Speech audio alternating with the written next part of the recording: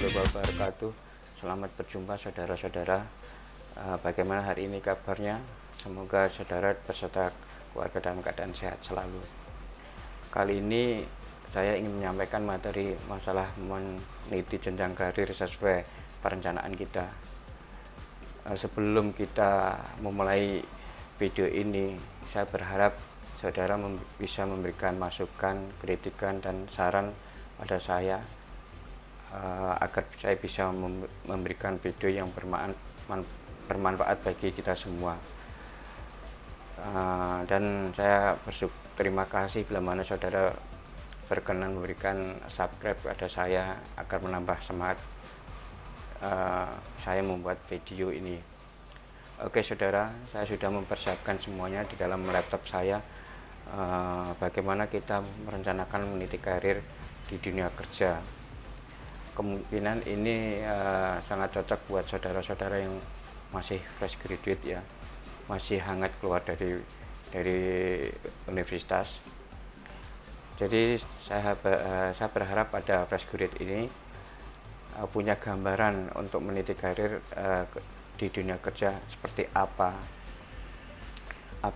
Kalau saya seorang teknik sipil, punya backgroundnya seperti itu, saya harus punya perencanaan apakah saya ini mau bekerja di dunia kontraktor terus, apakah saya ini mau bekerja di konsultan. Kalau saya ingin di lapangan, ingin praktisi, sebaiknya saya menyarankan di kontraktor.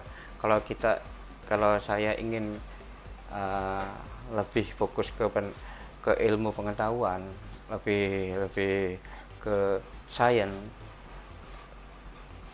kita bisa mengambil konsultannya, karena di dunia konsultan lebih banyak mempelajari teori ilmu yang akan diterapkan di lapangan. Kalau kontraktor, ilmu yang kita sudah dapatkan kita aplikasi di lapangan.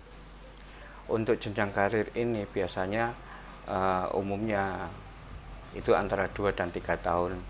Untuk sampai top manager, paling tidak kita berharap umur 40-50an kita sudah bisa sampai top manajemen.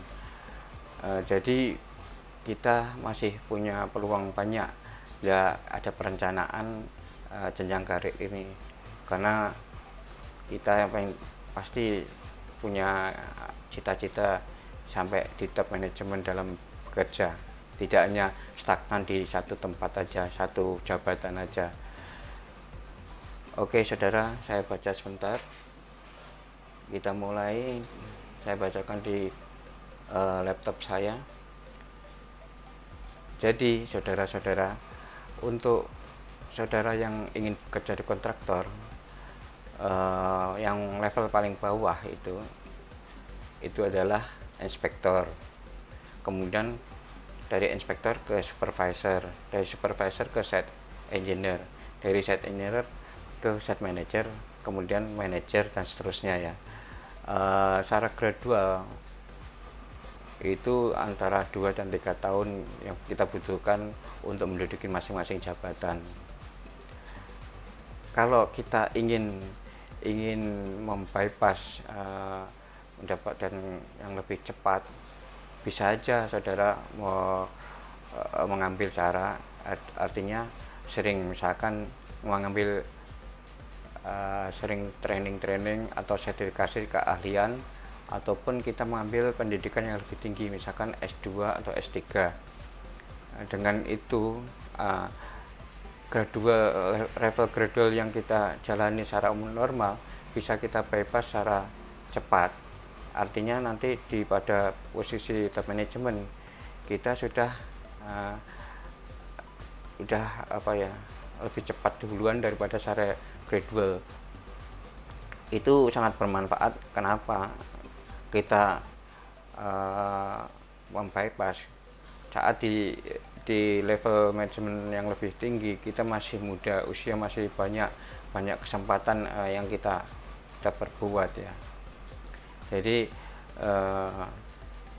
secara gradual itu akan kita sisihkan ya, bukannya kita apa, kita nggak mau saya secara gradual, tapi kan secara gradual itu kan perlu waktu banyak ya untuk mencapai top management. Nah ini usaha kita untuk merencanakan karir yang lebih cepat. Untuk konsultan, konsultan lebih banyak ke dunia ilmu ya, dunia ilmu secara teoritis, kemudian teori itu akan diaplikasi di lapangan. Jadi di dunia teknik sipil seperti saya ini, kontraktor dan konsultan ada pembagian. Kalau di konsultan ada konsultan perencana, ada konsultan pengawas, ada konsultan manajemen konstruksi. Itu bisa saudara pelajari secara teori dalam ilmu pengetahuan yang kita dapatkan di waktu kita kuliah, dan maaf saudara, dan kita bisa membaca.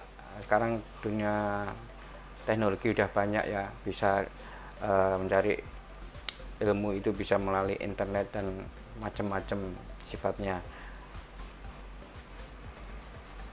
Mungkin itu bisa jadi gambaran buat saudara-saudara yang masih fresh graduate untuk melangkah ke dunia jenjang pekerjaan pada perusahaan. Saudara sudah punya bayangan bagaimana saya harus meniti jenjang karir pada suatu perusahaan. Okelah saudara, barangkali ini yang bisa saya sampaikan materi untuk hari ini. Semoga bermanfaat buat saudara-saudara. Selebihnya sekali lagi saya berharap kritikan, saran, dan subscribe buat saya. Kenapa?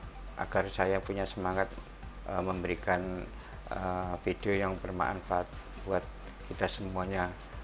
Semoga ini akan bisa berlanjut yang lebih baik. Assalamualaikum warahmatullahi wabarakatuh.